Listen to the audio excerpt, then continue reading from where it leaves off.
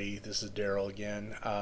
This next skit is the President of Oz, which is a fictional presidential debate between two candidates to become the next president of Oz. I wrote this way back in 2004 because I was disgusted by the presidential election that year. Didn't like either candidate. This is going to follow the familiar format of me, my lines in red, and then the other person working with me in blue. And if you look here, you see yellow on the screen. That's just either actions or some other person, or maybe both of us talking. Here would be a narrator calling out, "We now join our debate already in progress." This is where I would begin my little speech about why I should be reelected president. Here I go through the motions of naming the major, or stereotyping the major characters from Wizard of Oz, like the Scarecrow, the Cowardly Lion, Tin Man. Here I continue along, and I'm promising to send every little girl back to Kansas and her little dog too, reference to Dorothy. And then here, as president, I make the outlandish claims that I'm gonna make all the cities emerald and pave all the roads with yellow brick. This is where my opponent, of course, gets his chance. He starts ripping on me about the educational system and scarecrows not having any brains. Why I want to give brains to just the scarecrows and nobody else. It mentions no child left behind.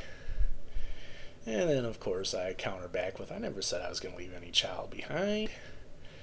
Here he rips on me and says, no, instead I want to deport them to Kansas, which is funny because I don't think illegal aliens was, or illegal immigrants was as big of a deal back then, but. And then here, just the little girls. And then here I get into my opponent going, well, what's so special about girls? At which point I laugh at him. And then, of course, try to take political advantage of it, saying he's never been with a woman, kind of hinting at maybe, same person sort of thing. And then, I get the line in there about the tin Man and call him heartless. My opponent fights back with, they may not have hearts, but they still love. And then I go, love what? And then he thinks about it and says, the forest. And then I'm like, that's enchanted. They only think they love it. And then my opponent tries to counter back with, that's because of the poor education they received in your system. Trying to ride me about my poor education system as president. And then, of course, since we're still talking about the Tin Man, I'm like, so they're a little rusty on a few things. I kind of like that line.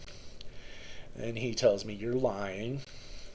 Which I transition into, I'm no lion, I have the guts to stand up for what I believe in, for the Cowardly Lion. So there we've done the Scarecrow, the Tin Man, and now the Cowardly Lion.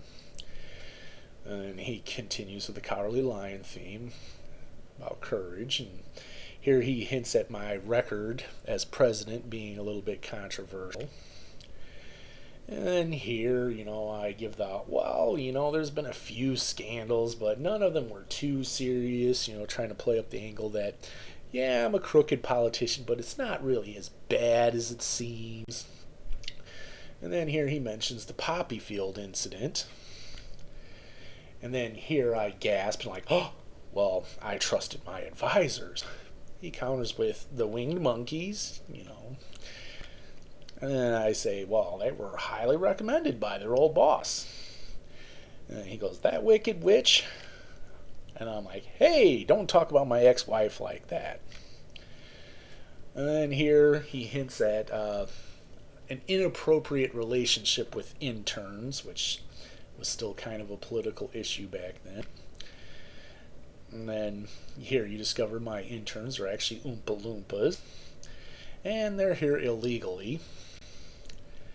And I counter with, they had nowhere to go because the chocolate factory was closed down by your company, leading to think maybe my opponent is in favor of big business. And then here my opponent breaks out evidence, blackmail against me. He has a picture, and what would happen is we had a big cardboard Actually, I guess it wouldn't have been cardboard. Poster board would be more like it. Big poster board drawing. And it would have, something drawn on both sides.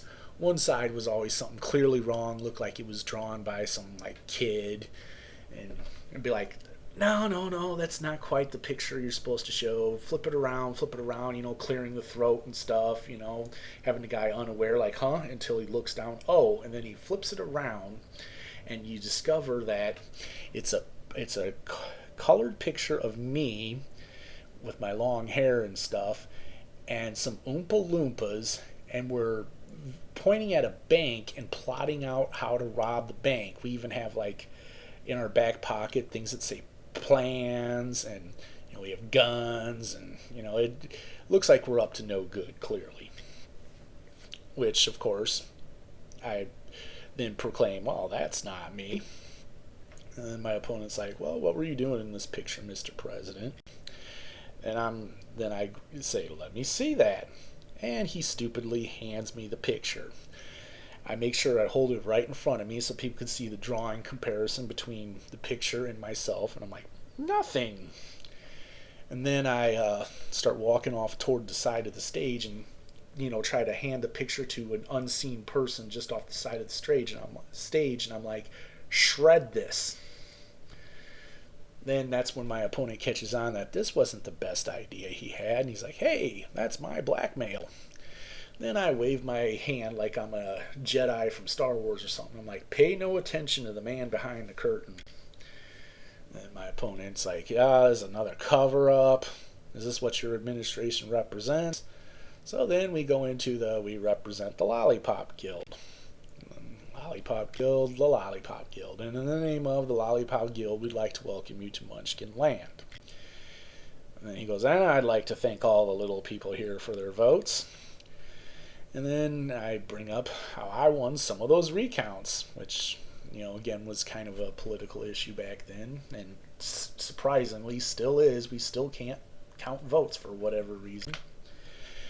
And then he just goes to show the flaws in the system. And here's my setup line. Would you rather go back to the old system? And then we start the chant. The O-we-lo, that chant from The Wizard of Oz, which I guess has kind of controversial lyrics. These are listed as some of the ones, and I like to use them because I think it's kind of cool. But anyway, usually both performers at this point in time try to chant the song and try to get the crowd to sing along with us, and sometimes it works, sometimes it doesn't. When it does, it rocks the house. And, as my opponent and fellow performer keeps trying to lead the crowd into cheering, I step forward and try to act all presidential again and, blame him for dodging the issues and try to claim that I have a roadmap to success. My opponent asks me what's my plan, and I'm like, to follow the yellow brick road. And he questions it like, follow the yellow brick road? What kind of a plan is that? And then I decide to stick to my guns, and I'm like, put my fist in my hand for emphasis, follow the yellow brick road. And then my opponent just looks at me like I'm stupid, like, follow the yellow brick road? Seriously?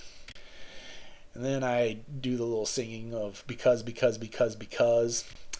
And at this point, my opponent realizes that the crowd's cheering against him and that he's about to lose. And then he just, in the saddest voice possible, is like, because of the wonderful things he does.